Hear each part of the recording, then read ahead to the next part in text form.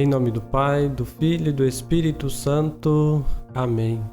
Que a graça de nosso Senhor Jesus Cristo, o amor do Pai e a comunhão com o Espírito Santo esteja sempre conosco. Bendito seja Deus que nos reuniu no amor de Cristo. Boa tarde, meus irmãos e minhas irmãs. Aqui quem vos fala é o seminarista Carlos.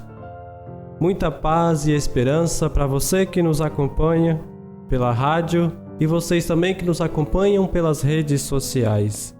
Hoje nós escutaremos e meditaremos o Evangelho onde Jesus vai dizer que nenhum profeta é bem aceito no lugar em que ele nasce. O Senhor esteja conosco, Ele está no meio de nós.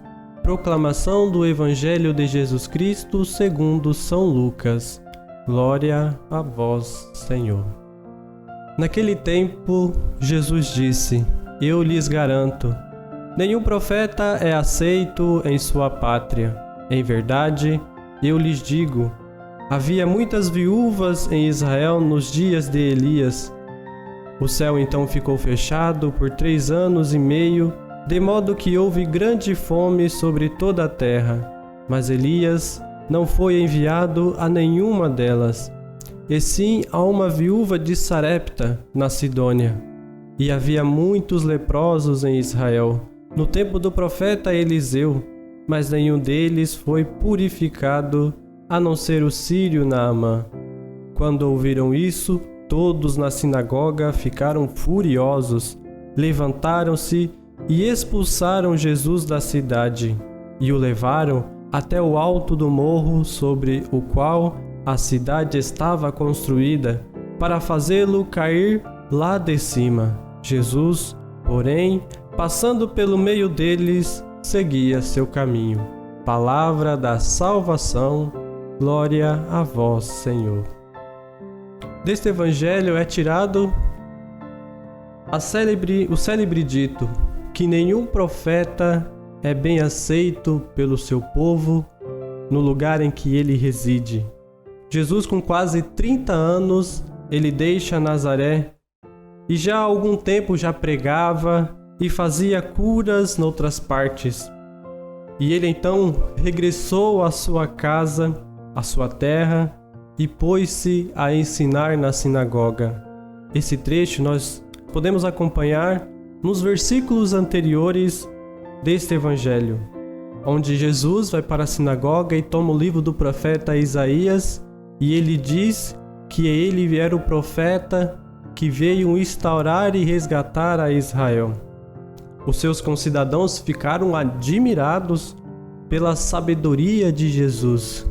Porém, logo reconheceram Jesus como o filho de Maria, o filho do carpinteiro, que viveu no meio deles. Em vez de o receber com fé, ficaram escandalizados com ele. Este fato é compreensível, porque a familiaridade a nível humano torna difícil ir além e abrir-se à dimensão divina. Eles têm dificuldade em acreditar que este filho de um carpinteiro seja o Filho de Deus. O próprio Jesus dá como exemplo a experiência dos profetas de Israel, que precisamente na sua pátria eles tinham sido objeto de desprezo, e identifica-se com eles, devido a este fechamento espiritual. Jesus não pôde realizar em Nazaré milagre algum, apenas curou alguns enfermos, impondo-lhes as mãos. Com efeito, os milagres de Cristo não são uma exibição de poder, mas sim sinais do amor de Deus, que se realizam onde encontra a fé do homem na reciprocidade. Assim escreve Orígenes: do mesmo modo que para os corpos existe uma atração natural da parte de uns para com os outros, como o ferro atrai o ímã, também tal fé exerce uma atração sobre o poder divino. Se não há abertura do homem, se o homem não tem este desejo de querer se encontrar-se com Deus, fica difícil de qualquer relação com o Senhor. Ainda mais na nossa vida em que nós nos acostumamos a sempre praticarmos e a termos a nossa mesma vivência cotidiana, a termos sempre os nossos mesmos pecados. E às vezes quando nós somos questionados e convidados a mudar de vida a partir dessa nossa vivência que por vezes ela é repetitiva e nós muitas vezes temos medo de sairmos desta vivência que é repetitiva, que para nós muitas vezes é cômoda. Quando nós somos questionados, nós nos voltamos de forma dura e abrupta pelos questionamentos, assim como aqueles que estavam na sinagoga fizeram com Jesus.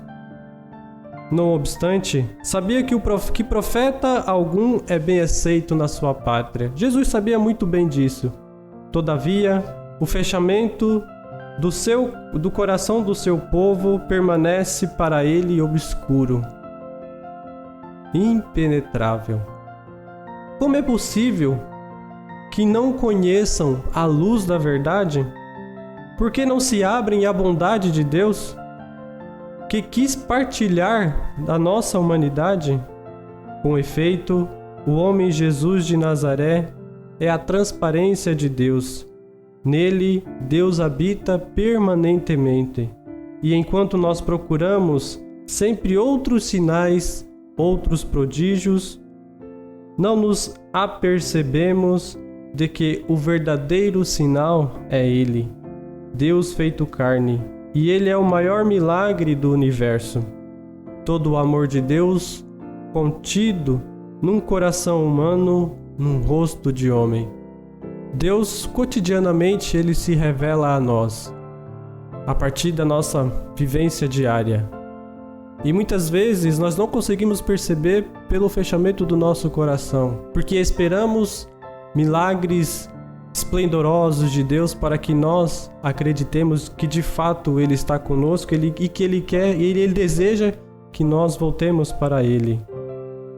Aquela que compreendeu esta realidade, esta revelação de Jesus, foi a Virgem Maria, porque ela acreditou. Maria não se escandalizou com o seu filho. A sua admiração por ele é cheia de fé, de amor e de alegria, ao vê-lo tão humano e ao mesmo tempo tão divino. Por conseguinte, aprendamos dela, nossa mãe, na fé, a reconhecer a humanidade de Cristo, a perfeita revelação de Deus. O anjo do Senhor anunciou a Maria, e ela concebeu do Espírito Santo. Eis aqui a serva do Senhor, faça-se em mim segundo a tua palavra. E o Verbo divino se fez carne e habitou entre nós. Ave Maria, cheia de graça, o Senhor é convosco, bendita sois vós entre as mulheres, e bendito é o fruto do vosso ventre, Jesus.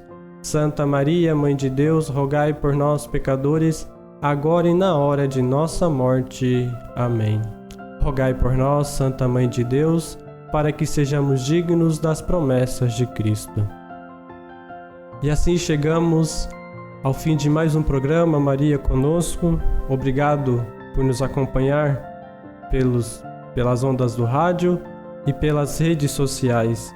Em nome do Pai, do Filho e do Espírito Santo. Amém. Que a alegria do Senhor ressuscitado seja a nossa força. Amém.